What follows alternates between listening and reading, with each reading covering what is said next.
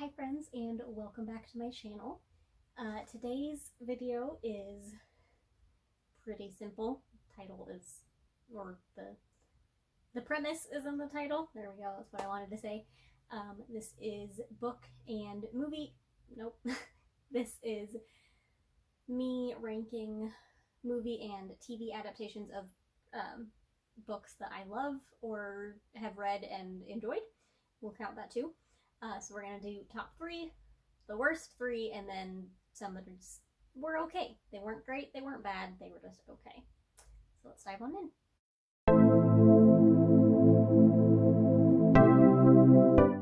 So we're going to start at the bottom and work our way up to the top because I don't want to end this on a downer. So we're going to start with the worst of the worst, which is Percy Jackson. I don't think anyone is surprised by this.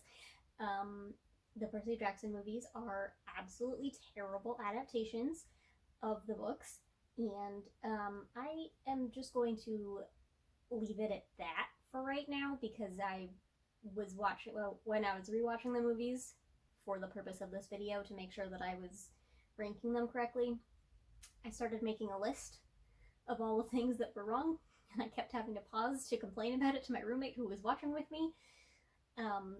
So I'm going to do a separate video on all the things wrong with Percy Jackson. The one thing they got right was Drake Abel as Luke. Perfect casting. Loved that. Everything else was terrible. So, Percy Jackson is the worst of the worst. Slightly better than Percy Jackson was Aragon, which is another one that I will complain forever and ever and ever about. Do not get me started on Aragon because the movie was absolute trash, but it was only slightly better than Percy Jackson because I feel like they did while they did change some things, the things that they did change were little things, so I just kind of nitpick over it. Most of the big stuff did stay the same, and like it's still not a great movie, and because of what they did with Roran's story, they completely ruined any chance of doing the other movies, which is really sad because I really did like Roran and Katrina's storyline, and I would have loved to have gotten to see that. But they really screwed the pooch on that one. But I'm hoping that because we're getting a new Percy Jackson adaptation on Disney Plus, that maybe at some point we'll get a new Aragon. Hopefully, crossing my fingers. We'll see. That'd be really cool because it's a really good story and I love it, and I think it could be done really, really well. It just wasn't. So Aragon's number 2 on the list of worst movie adaptations. And coming in at number 3, or I guess number 1, depending on how you want to look at it, I don't know. The best of the worst is Ella Enchanted. I only put it there because it's not a good adaptation of the book, because really the only thing that stays the same is that the main character is Ella. She was cursed by a fairy when she was a child to be obedient forever. Her dad is a merchant, and he remarries and leaves Ella alone with her stepmother and stepsisters. And that's about where the similarities end. But it's actually a really good movie. Like, rewatching it as an adult, it's actually really good. It's more like the spirit of the book than an actual page to screen adaptation. So it still does a terrible job of adapting the book, but I feel like it stayed true to the characters and just did a good job of kind of not modernizing it because it's still like medieval times, but it does a really good job of taking what is a kid's book that's like 100 pages and turning it into a book that can be, or turning it into a movie that can be enjoyed by people of all ages, which I think is really, really important. But to be fair, it also was the first movie adaptation that I saw when I was a kid. I was in 4th grade, went to see it with my best friend and our moms because we were in 4th grade. Both of us had read the book and loved it and were so excited for it, and we were very, very disappointed. So it was the first movie adaptation that really broke my heart. Enough that I literally refused to watch it for like 10 years, and then when I watched it again in high school, I was like, oh, this actually isn't too bad. Okay. And had to kind of reevaluate everything. But I don't remember where I was going with that. But yeah, so those are my top 3 worst movie adaptations. Then we'll move up to like, I guess the middling? The middling. They're not terrible. They're not great. They're just okay.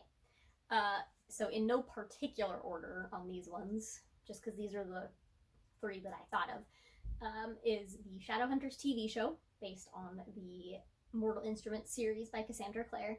That's another one where most of the things are the same, but they did change little things here and there. But I think the changes that they made were really good, because I feel like they focused more on the relationship between Magnus and Alec, which I absolutely love.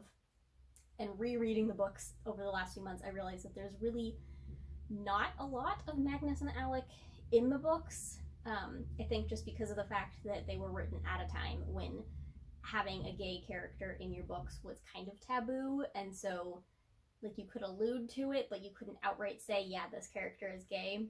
So it had to be on the outskirts of what was happening. But the TV show doesn't have that same thing, because that was 2 years ago, 3 years ago. So it was when it's socially acceptable, as dumb as that sounds, to have characters who are openly gay. So I think that it did a really good job of kind of bringing that relationship out more, which I really love, because I'm all for gay representation, and Magnus and Alec are my OTP. I love them so much. Another series that I have here, and this one's going to be a little bit controversial, but let me explain, is Game of Thrones. Now I know, I myself have complained about the last few seasons of Game of Thrones, but up until like the end of season 6, they did a really good job with adapting them. And I know part of it with season 7 and 8 is that suddenly they had moved past where the books are, because George R. R. Martin writes like a turtle and has not finished the books yet. And so they're trying to do it with, I'm assuming, just like a bullet point list of what is supposed to happen, and they just kind of had to fill it in themselves. And that's why season 7 and 8 suck. I don't know. I don't know how. I don't even know if any of that is going to happen in the books. Hopefully we'll find out at some point. But up until then, they did a really, really good job. I mean, the first 4 seasons are phenomenal. 5 is pretty good. 6 is where it starts to kind of go off the rails, and then 7 and 8 we just won't talk about, because other than the one scene, which I have Funko Pops for, because I loved the scene so much, at the Battle of Winterfell in season 8, it's the only redeemable scene, the only redeemable episode. Like, those 2 episodes set specifically at Winterfell are amazing, and they're my favorites. But everything else in season 7 and 8 can just die. They suck. So there's that. And the third one that's not great, not terrible, is Harry Potter. They did pretty good again with the first few movies, but then as they got to where the books were bigger, it was like they had a much harder time fitting everything in, and so they started leaving out little pieces, or just changing things. And they're still enjoyable movies, and I still love them and will still continue to watch them, but also they did change quite a lot, especially in those last 6 movies. 5 movies? Pretty much like Goblet of Fire was actually pretty good, but pretty much Order of Phoenix to the end, they changed a lot of little things and just like took whole chunks of the book out. And they're still enjoyable movies, but for adaptations, they could have been better. But they're not as bad as my worst 3, so they get to be a middling. And then we have the best adaptations. The bottom 2 are, again, really no particular order, but I've got A Series of Unfortunate Events and A Discovery of Witches.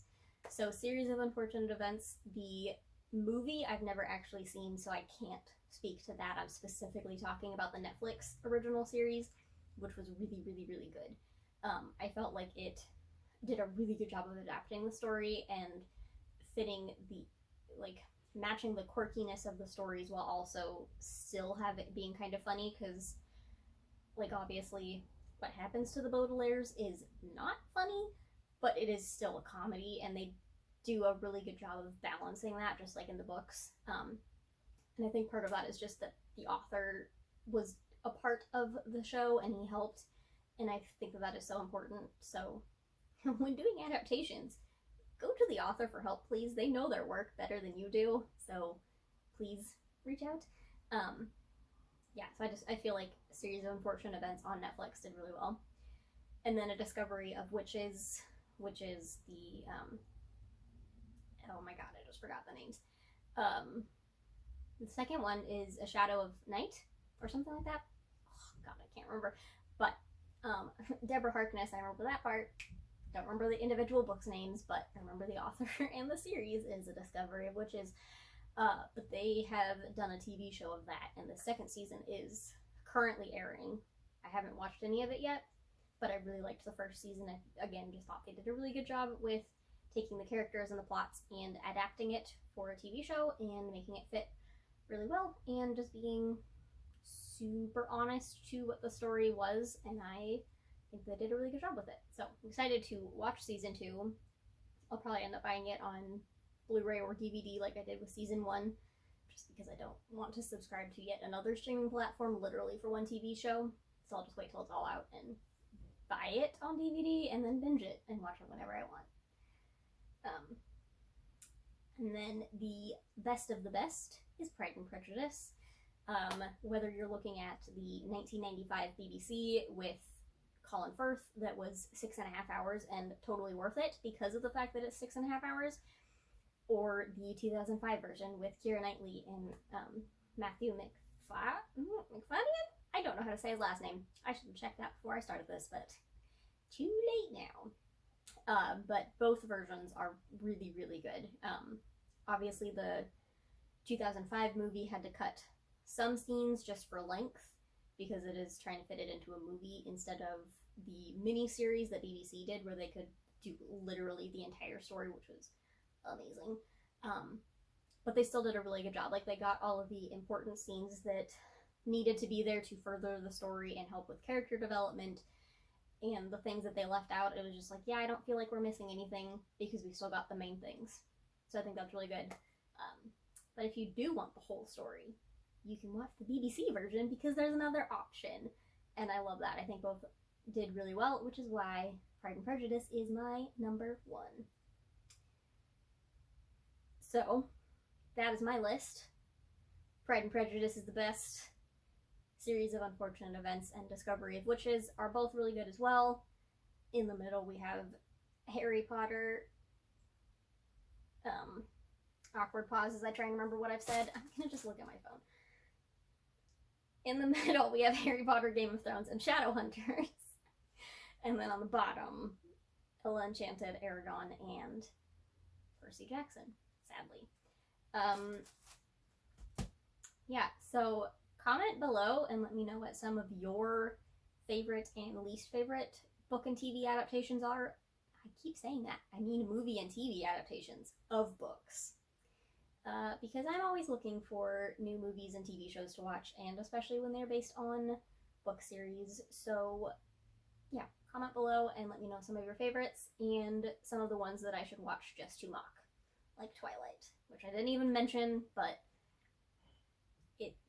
it doesn't need to be mentioned. I think everybody knows everything about Twilight. But comment below, let me know what you think, and I'll see you next time.